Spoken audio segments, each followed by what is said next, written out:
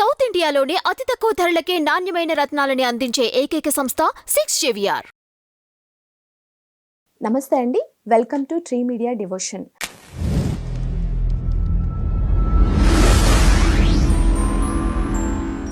మనతో ఈరోజు ప్రముఖ జ్యోతిష్యులు, వాస్తు నిపుణులు, ఆధ్యాత్మికవేత్త శ్రీ నానాజీ పట్నాయక్ గారు మనతో ఉన్నారు. నమస్తే సార్. శ్రీమాత్రే నమః. ఈ మాసంలో కుంభరాశి వారికి ఎలా ఉండబోతుంది? కుంభలగ్నము, కుంభరాశి, ముఖ్యంగా లగ్నమే చూసుకోవాలి, రాశి కంటే కూడా లగ్నం ఎక్కువ ప్రభావం చూపిస్తూ ఉంటుంది. సో కుంభలగ్నంలో జన్మించారని తెలిసింది. ఈ శని ప్రజెంట్ వక్రగతి పోయి స్ట్రైట్ అయి ఉన్నాడు. ఇక్కడ ఎప్పుడైతే స్ట్రైట్ఫుల్గా ఉన్నాడో, ఈ కుజుడి యొక్క దృష్టి కూడా ఎప్పుడైతే ఉందో, ఇది ఇచ్చేటువంటి రిజల్ట్ ఏమిటి పర్టికులర్గా మనం కనుక చూసుకుంటే కనుక ఇట్స్ వెరీ క్లియర్. ఇది ఈ రుణాలు, గొడవలు, వర్క్ స్ట్రెస్, సిబ్లింగ్స్ మూలంగా కొంత గొడవలు, ఇట్లాంటివి కొంచెం ఇస్తూ ఉంటుంది. అంటే అనవసరంగా తెలియకుండానే వీళ్ళు కొన్ని రాంగ్ స్టెప్ వేస్తూ ఉంటారు ఈ టైంలో కుంభం వారు. ఇది పర్టికులర్గా శని ఉండి కుజుడు దృష్టి ఉండడము, 12వ స్థానంలో కుజుడు సంచరించడము, వీటి వల్ల పర్టికులర్గా చూసుకుంటే కనుక అది ఎక్కువగా చూపిస్తుంది. అండ్ అలాగే ఇంకోటి ఏంటంటే, ధన సంబంధించినవి చూసుకున్నట్లయితే సాఫ్ట్వేర్ రంగాల్లో ఉండేటువంటి వారికి, ఆన్లైన్ బిజినెస్ చేసేటువంటి వారికి ఫైనాన్షియల్గా చాలా బాగుంది. కాకపోతే కమ్యూనికేషన్స్ కారకుడిని ఇచ్చిపడ్డాడు కాబట్టి కొంత సహోదర వర్గంతో కొంత జాగ్రత్తగా ఉండాలి. 3వ తేదీ తర్వాత నుంచి మీకు తండ్రి గారి నుంచి రావాల్సిన ఆస్తి ఏదైనా ఉంటే రావడం జరుగుతుంది నెల. అదేవిధంగా ఈ పంచమ స్థానాధిపతి కొన్ని నిర్ణయాలు, అంటే లాంగ్ జర్నీస్, లేనట్లయితే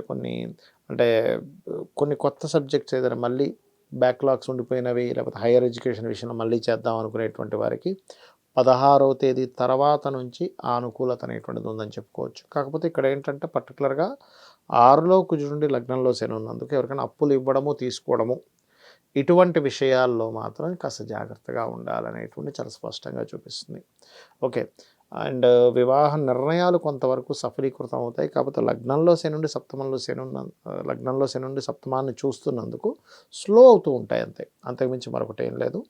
అలాగే మరొక విషయం ఏంటంటే, ఇక్కడ వీళ్ళకి పర్టికులర్గా గమనించుకున్నట్లయితే ఈ యొక్క శని ప్రభావం తగ్గాలి అంటే, ఎల్నాడు శని ప్రభావం కాబట్టి మధ్యాహ్నం పూట నిద్రపోకూడదు ఎక్కువగా. ఎంత నిద్రపోతూ ఉంటే శని ప్రభావం అంత పెరుగుతూ ఉంటుంది, ఎందుకంటే మందుడు సహజంగానే. కాబట్టి దాన్ని అవాయిడ్ చేయాలి. వీలున్నప్పుడల్లా కూడా రోజు ఆంజనేయ స్వామి ఆలయానికి వెళ్ళడం, ఒక్క 5 నిమిషాలు వెళ్ళి ఒక 3 దక్షిణాలు చేసుకుని కూర్చొని వచ్చేసామనుకోండి, ఆ ఎనర్జీ వీళ్ళని రక్షిస్తూ ఉంటుంది. ఎప్పుడైతే ఈ శాటర్న్ ఎనర్జీ లగ్నంలోని మెంటల్గా, మానసికంగాను లగ్నానికి సంబంధం వచ్చిందంటేనే ఇక్కడ ఏంటంటే ఈ మందత్వం అనేటువంటిది వస్తుంది. అది కేవలం నరసింహస్వామి ఆరాధన, ఆంజనేయ స్వామి ఆరాధన, సుబ్రహ్మణ్యేశ్వర స్వామి ఆరాధన, అంటే ఇంట్లో పూజ చేసుకోవడం కానీ, టెంపుల్కి వెళ్ళడం కానీ చేసినట్లయితే ఆ దోషం క్లియర్ అవుతుంది. విష్ణు సహస్రనామాలు ఎక్కువగా చదువుకున్నట్లయితే బాగుంటుంది. అదేవిధంగా కొంచెం యాన్సిస్టర్స్ ప్రాపర్టీస్ విషయంలో కూడా కొంత ఘర్షణ వాతావరణం కూడా చూపిస్తుంది అక్కడ. అంటే సెపరేట్ అవ్వడము, ప్రాపర్టీ పంచుకోవడం, ఇట్లాంటివి చూపిస్తుంది. ఇక వీళ్ళు ఎక్కువగా ఎంత విష్ణు ఆరాధన చేసుకుంటే అంత బాగుంటుంది. గురువుగారు, చాలా మందికి ఈ రాశి అని తెలియదు కదా, సో అలాంటి వారికి గోచారాలను ఉపయోగించి ఎటువంటి పద్ధతులను చెప్తారు మీరు? అయితే ఇప్పుడు మీరు అడిగినట్టుగా కొంతమందికి జాతక చక్రం ఉండదు.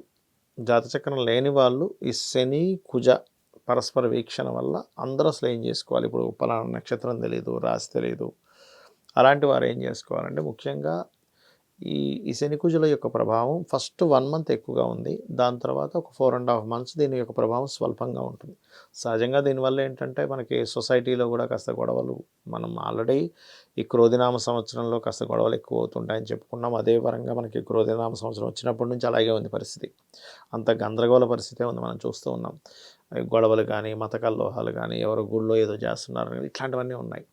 అయితే ఈ శని కుజులు పరస్పర వీక్షణ ఉన్నప్పుడు, రాహు దృష్టిలో కుజులు ఉన్నప్పుడు ఎక్కువగా అవుతూ ఉంటాయి. ఇంకా అందుకని కాస్త ఈ వాటర్ ప్లేసెస్కి వెళ్ళినప్పుడు కానీ, ఎక్కడైనా మనకి గొడవలు అవుతాయి అనుకున్నప్పుడు కానీ కొంచెం జాగ్రత్తగా వెళ్తూ ఉండాలి. ఇంట్లో ఒక్కసారి నరసింహస్వామిని కానీ, అమ్మవారిని కానీ, లేదా ఆంజనేయ స్వామిని కానీ తలుచుకొని బయలుదేరినట్లయితే త్రుటిలో తప్పుతాయి చాలా విషయాలు.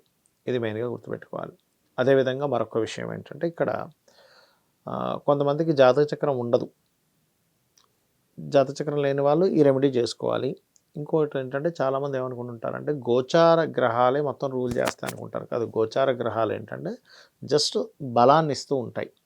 నడిచేటువంటి మహాదశకి, నడుస్తున్నటువంటి సిచ్యువేషన్స్కి. అయితే దీనికంటే ముఖ్యంగా ఏంటంటే మీ పర్సనల్ చార్ట్ చూసుకోవాలి. అంటే మీరు పుట్టినటువంటి తేదీ, నెల, సమయము, అదేవిధంగా ప్రాంతము, అంటే ఎక్కడ పుట్టారు, వీటిని తీసుకొని మీ లగ్న బలం ఎలా ఉంది. మీ లగ్నం బలంగా ఉందనుకోండి, ఆటోమేటిక్గా ఏమవుతుందంటే మీరు చేసేటువంటి ప్రతి పనిలోని సక్సెస్ఫుల్గా వెళ్తూ ఉంటారు. మీరు అంటే లగ్న బలం వల్ల ఏమిటి వస్తుంది అంటే మీ స్ట్రెంగ్త్, అంటే మీరు స్ట్రాంగ్గా ఉన్నారా లేదా అనేటువంటిది మీ లగ్న బలం చెప్తుంది. మీ స్ట్రెంగ్త్ అవ్వాలంటే ఏం చేయాలో చెప్తుంది లగ్న బలం.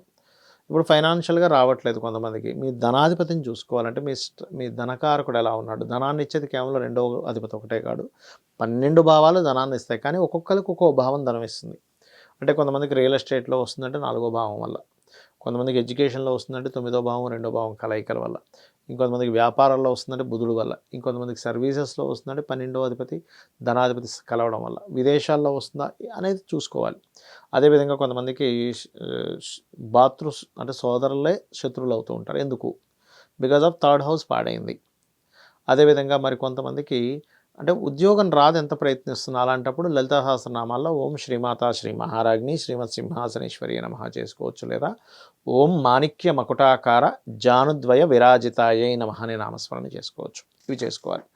అలా కాకుండా కొంతమంది ఏంటంటే అసలు విదేశీ యోగమే ఉండదు, విదేశాల కోసం ప్రయత్నం చేస్తుంటారు. అసలు 12వ అధిపతి మీ జాతకంలో విదేశాలకు వెళ్తే బాగుంది అంటే మీరు ఇక్కడ ఉండడం వేస్ట్. లేదు 12వ అధిపతి బాగాలేడు అంటే విదేశాలకు వెళ్ళడం వల్ల వేస్ట్ అవుతుంది. అది ఆ క్లారిటీ అనేటువంటిది మీ జన్మజాతకంలో ఉంటుంది. కేవలం 12వ స్థానం అంటే విదేశాలు మాత్రమే కాకుండా ఇన్వెస్ట్మెంట్స్, మనం చూడండి రైట్ టైంలో ఇన్వెస్ట్మెంట్ ఏదైనా చేశామంటే అది కలిసి వస్తుంది. రైట్ టైం ఇన్వెస్ట్మెంట్స్ ఎట్లా తెలుసుకుంటాము? మీ 12వ స్థానం ఏదైతే ఉందో అది ఫ్రూట్ఫుల్ అయ్యే టైమ్స్ కొన్ని ఉంటాయి. ఈ టైంలో ఇన్వెస్ట్మెంట్ చేస్తే మంచిది, ఈ టైంలో ఇన్వెస్ట్మెంట్ చేస్తే మంచిది కాదని రెండు ఉంటాయి అక్కడ. అది రైట్ టైం ఇన్వెస్ట్మెంట్ ఎప్పుడు కూడా మంచి ఫలితాలు ఇస్తుంది.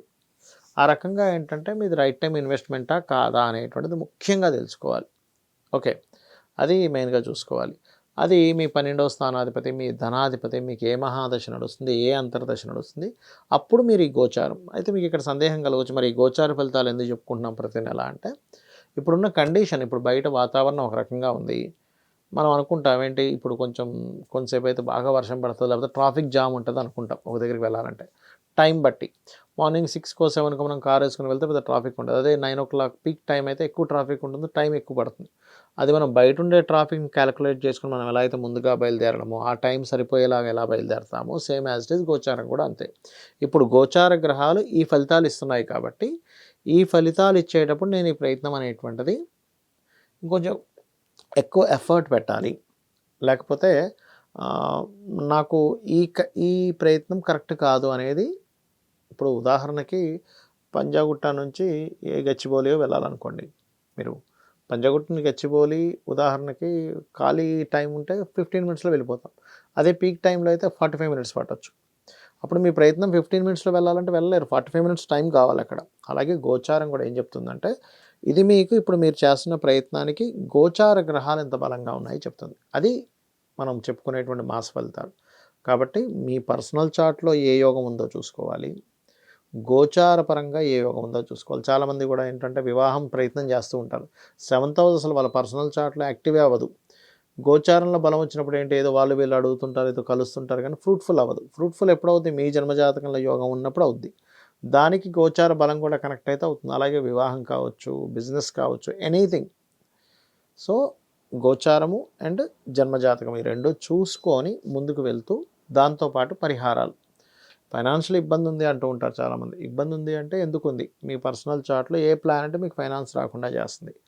దానికి మీరు ఓం సంపత్కరీ సమారూఢ సింధుర వ్రజ సేవితాయే నమః అనే మంత్రం చేసుకోవచ్చు, లేదా ఓం ధర్మాధార ధనాధ్యక్ష ధనధాన్య వివర్ధినియే నమః అనే మంత్రం చేసుకోవచ్చు. ఇట్లా చేసుకోవచ్చు. సో ఒక్కొక్క దానికి లలితాసహస్రనామాల్లో మనం మొత్తం 1000 నామాలకు చెప్పాము. దాని పరంగా మీ జన్మజాతకం ఎలా ఉన్నా కూడా మీరు రెగ్యులర్గా చాంటింగ్ చేసుకున్నట్లయితే 100% మీరు ఆ యొక్క ఇబ్బంది నుంచి బయటపడడం జరుగుతుంది. శ్రీమాత్రే నమః.